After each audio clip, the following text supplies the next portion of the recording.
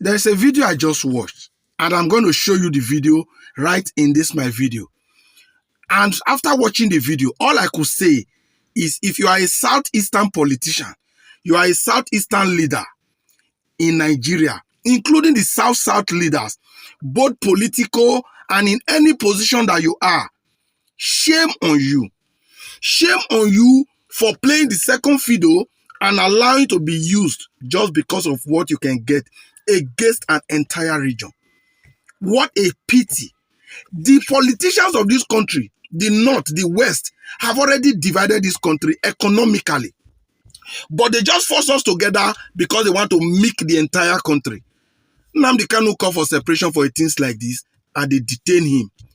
Isn't that a shame? The Southeast leaders, I pity for una. And for those that may not have seen the video, I know majority of you have seen it.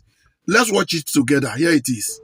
How do you build an economy when the smallest state by landmass that has the highest per capita income with the highest population has the only functioning seaport in Nigeria, while everybody else is left to go home and dry? It doesn't make sense. This is the reason why I'm saying to the president that it is economic injustice and Nigeria is structurally skewed to favor Lagos economy. I don't know what the Southeast Governors Forum are doing. I don't know what they discuss when they meet, but there are critical areas that we must address. The Southeast, yes, is the only region that does not have a high pressure gas transmission pipe to take natural gas through it.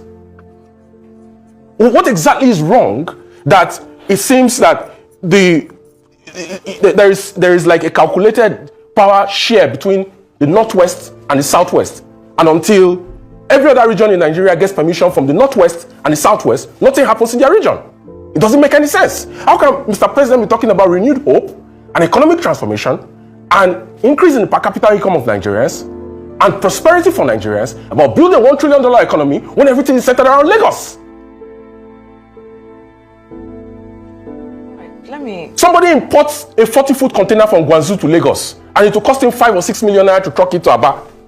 And you don't expect that he's going to pass on that inflation cost to the people, considering the fact that we don't have standard gauge rail lines that extend horizontally from the southwest to the southeast. It's marginalization, economic marginalization, and we have to speak truth to power. Lagos is a city of about 18 to 20 million people. We don't really know our accurate census in Nigeria because, we've not had a real census in a very long time. But let's just say Lagos is a city of about 18 to 20 million, occupying 3,527 square meters, I think, which is the smallest landmass in Nigeria. It has a GDP of over $4,500 per capita when you look at it in real times, compared to the per capita of Nigeria of about $2,520 US. The question now becomes, of the 6 different ports in Nigeria, Warri, Onne, Calabar. Calabar, by the way, was the first deep sea port in Nigeria because Calabar was the first federal capital of Nigeria. Apapa, Tinkan, how many of them are operational? How many of them are operational today?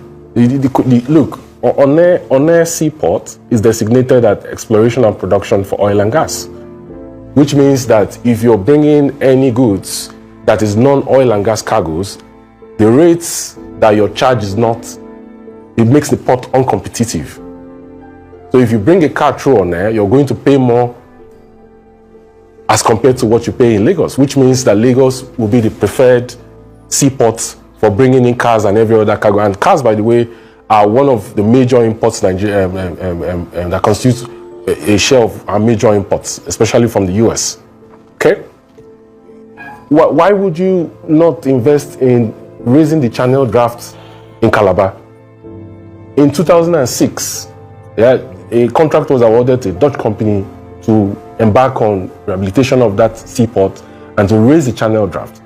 The government had issues with the company over contract variation costs, and that lingered for a long time. When the government attempted to go back to do it, the company says that you cannot, and the case was in court. In 2022, that case was taken out of court for out-of-court settlement. The immediate past MD of MPA says that, they've taken the case out of court, we're going to work on raising the channel draft. the Calabar seaport is dead. Like, you barely have vessels coming there. Maybe one vessel per week compared to Lagos. So have you seen that video? I think you will support me in saying to the South leaders and the Southeast leaders, shame on you all. Shame. Shame. You are a disgrace to your region. Since the inception of Nigeria, since independence, I believe this nonsense has been going on. That everything in Nigeria is built for Lagos. Nobody can blame Bola Ahmed Tinubu for this. Nobody. Because this is a foundational issue. We have had successive government. And how come nobody have been able to decentralize this seaport issue? No other part of the country has a seaport, but Lagos has 4. 4. What's the meaning of that? I know the North would have fought against it if they have the oceans, if they have the seas. So because they don't have it, they decided to marry the West, the Southwest as their wives. And then they are exploiting the South and the Southeast. And our leaders are playing the role of the moron just because of what they will get.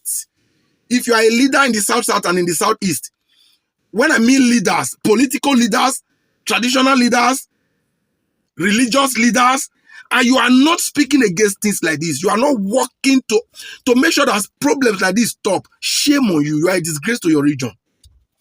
Odalo said so. The other day they were talking about tax reform bill, and I said something about that bill, that the bill is also set to favor Lagos because that's where the headquarters of all the companies in Nigeria lie. Some person thought I was drunk. Everything is beautiful. If whoever controls Lagos controls Nigeria. That is why you see Bola Ahmed Tinubu upon being sworn in as president. He moved FAN, the headquarters of FAN, from Abuja to Lagos. He moved this branch of the CBN from Abuja to Lagos. And people don't know why he was taking these things there. And we don't complain. The South leaders and the Southeast leaders politically are just playing the second fiddle. Yes, sir, yes, sir, yes, sir. Shame on you people. You are all a disgrace. And based on this video, we'll all agree that Nigeria is certainly not one. They divided Nigeria the way they want, but they're forcing the Mughals together so that they can be harvesting our resources as one. But when it comes to making gains from it, they know where it belongs to. And we think we have a country. This country, well, I rest my case until Nigerian youth decide to say enough is enough. Until then, make we dey inside the sufferer like this.